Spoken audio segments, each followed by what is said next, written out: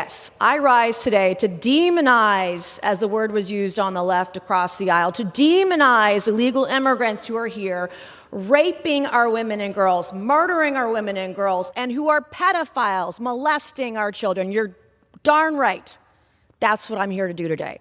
So I rise in strong support of my bill, H.R.30, the Preventing Violence Against Women by Illegal Aliens Act. Under the open border policies of Joe Biden and border czar Kamala Harris and Secretary Mayorkas, our country has been ravaged by a horde of illegal aliens molesting American children, battering and bruising and beating up American women, and violently raping American women and girls. My bill makes it very clear, and if a legal alien commits a sex crime or an act of domestic violence, they are inadmissible and deportable. We aren't letting you into our country, and if you're already here, we are sending you back to yours. My colleagues on the other side of the aisle like to try to minimize this issue because they refuse to acknowledge the consequences that their open borders agenda is here. But the numbers don't lie. According to ICE, as of July, there were nearly 650,000 illegal aliens on the non-detained docket who are convicted criminals who have been charged with crimes. These criminal illegal aliens freely roam our streets, committing senseless acts of violence against American women and children. This includes over 100,000 illegal aliens convicted of or charged with assault. It includes over 20,000 illegal aliens convicted of or charged with sexual assault and rape. It includes over 12,000 illegal aliens convicted of or charged with sex offenses. It includes over 3,000 illegal aliens convicted of or charged with kidnapping, and nearly 15,000 illegal aliens convicted of or charged with murder.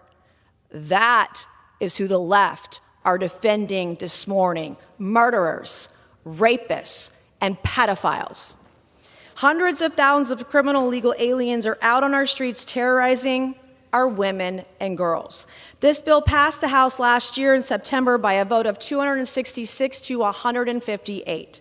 158 Democrats voted against this bill last time.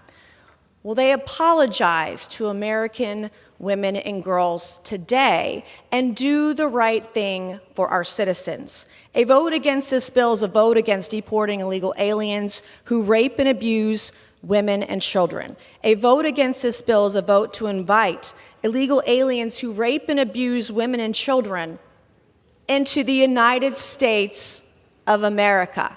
I can think of nothing less American than that. It's despicable that 158 members of this body, which is supposed to represent the interests of American citizens, voted to prioritize illegal aliens who are sexual predators and domestic abusers, rapists, and pedophiles over the safety of American women and girls. Mr. Speaker, what do the 158 members of this body who voted last time to protect illegal aliens who are sexual predators have to say to the family of Jocelyn Nungare, a 12-year-old girl who was brutally raped and strangled to death by two illegal aliens from Venezuela? What do the 158 Democrats who voted against this bill last time have to say to the family of Rachel Morin from Maryland, a mother of 5 who was brutally raped, brutally choked, and beaten to death on a hiking trail by an illegal alien from El Salvador?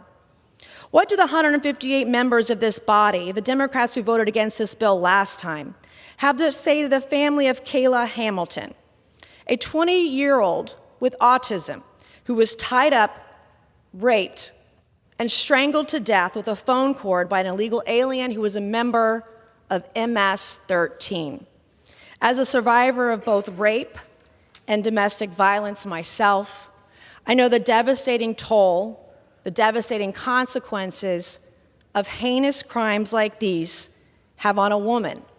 I know the lifelong scars, the irreversible scars these heinous crimes leave behind. The blood and the physical and emotional pain caused by these tragedies, the trauma caused by these tragedies, the lifelong trauma of these tragedies, the blood is on the hands of every single Democrat in this body who votes against this bill. It is our birthright as American citizens to live freely and safely in our communities.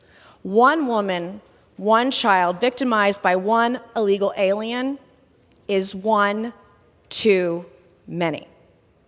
They have no right to be here. Some of my colleagues across the aisle claim that the definition of domestic violence in this bill is too broad. They're wrong.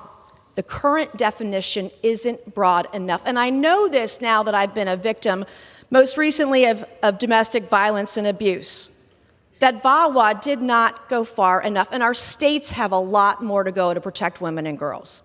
I implore my colleagues to look at their hearts, hear the cries of the families who've been shattered by these evil acts committed by illegal aliens, and put American women and children first and pass this bill. So, Mr. Speaker, I ask unanimous consent to enter into the record the following items. Without objection. Since we have someone from the state of Maryland, this was in Fox News. Arrest of illegal immigrant previously convicted of rape in Maryland marks a record for ICE. ICE nabs several migrants convicted of child molestation, one convicted murderer, in the blue state suburbs of Maryland. Another one from Maryland, Rachel Moore in murder. Illegal immigrant from El Salvador charged in rape and killing of Maryland Mama 5. We had someone from Washington today talk. Here's an article about the EROs. Seattle arrests 6 non-citizens with criminal convictions for child exploitation during national operation. In California, serial rapist, illegal immigrant attacked woman in rape dungeon on wheels, said the cops. And then, of course, someone from New York. Here's the headline from New York. New York City arrests unlawfully present Salvadorian citizen convicted of rape. These are the illegals that the left is defending today. I find it disgusting and offensive, and I will always put American women and girls first. Thank you, and I yield the rest of my time.